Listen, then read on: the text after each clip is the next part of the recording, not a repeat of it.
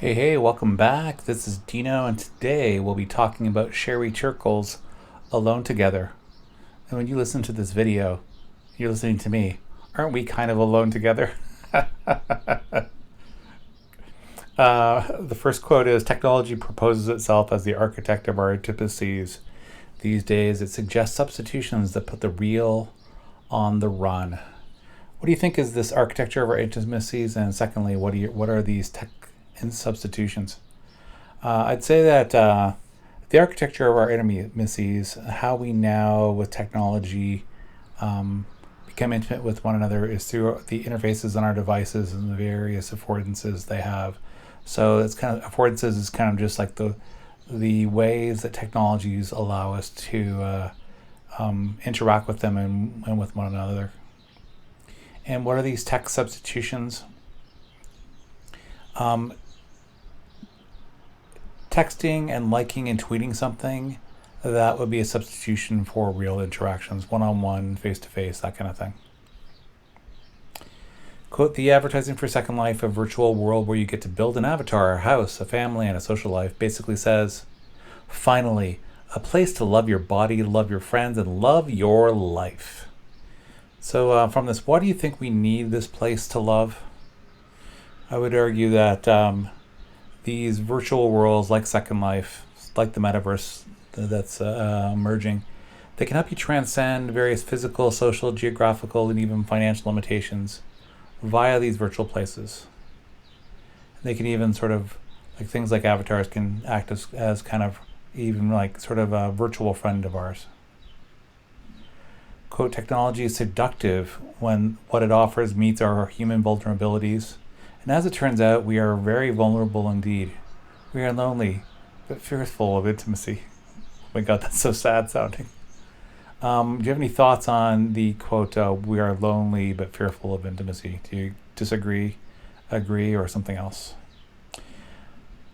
I would argue that these days, due to technology, we have short, quick, shallow online interactions, and these substitute for our long, extended, and deep offline interactions. So again, it's like many of us are lonely and fearful of intimacy, and we use these as substitutes again for more real, one-on-one, face-to-face human interactions. Another quote, this one's a little bit longer. Computers no longer wait for humans to project meaning onto them. Now, sociable robots meet our gaze, speak to us, and learn to recognize us. They ask us to take care of them. In response, we imagine that they might care for us in return. Indeed, among the most talked about robotic designs are in the era of care and companionship. What do you think are the implications of we imagine that computers, robots, etc. might care for us in return? You might want to pause the video to consider that. I would argue that because of this, when we imagine that they might care for us in return when we interact with them, these computers and robots, they delude ourselves into believing in reciprocal and symmetrical relationships with this technology, which, technology is very sophisticated, but it's not as sophisticated as human relationships. And through this interaction with them, we can personify and extend ourselves into these devices. For example, say if you're driving your car and you get hit, you instead of just saying you hit my car, people will say, oh, you hit me. So it's kind of like when we interact with these devices so frequently, so often, and so much as a part of our lives, we extend our sense of selves into these devices, or at least we have the possibility of doing that. Quote, people talk about web access to their Blackberries, so you can tell this is a little bit old, as, quote, the place for hope in life, the place where loneliness can be defeated. A woman in her late 60s describes her new iPhone. It's like having a little Times Square in my pocketbook. All lights, all the people I can meet.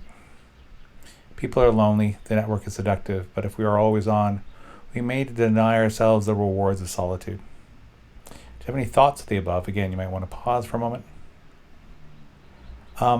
With these always on, always bright, always shiny, always seductive devices, when we have them around us all the time, it makes us miss the opportunity for personal consolidation. But what I mean by this is, it's in these kind of moments when we pause and we reflect. It helps us to consolidate our identities helps us consolidate our lives and sort of, reflect and see what's really going on in our lives, and, helps us become more human. Authenticity for me follows from the ability to put oneself in the place of another, to relate to the other because of a shared store of human experiences. We are born, have families, and know loss and the reality of death. A robot, however sophisticated, is patently out of this loop. My question is, do you think we can achieve authenticity via technology? You might want to pause. I would say the lack of human experience circumscribes our ability to truly authentically connect with the device. So, because these devices, this technology isn't human, we can't authentically connect with these devices. That was Sherry Turkle's AloneTogether. I have some other ones because I'm looking through one of the chapters. There's more to it, but if you want to look on, there's more coming. So thanks for listening to this segment. Hopefully you'll come back for more. Take care.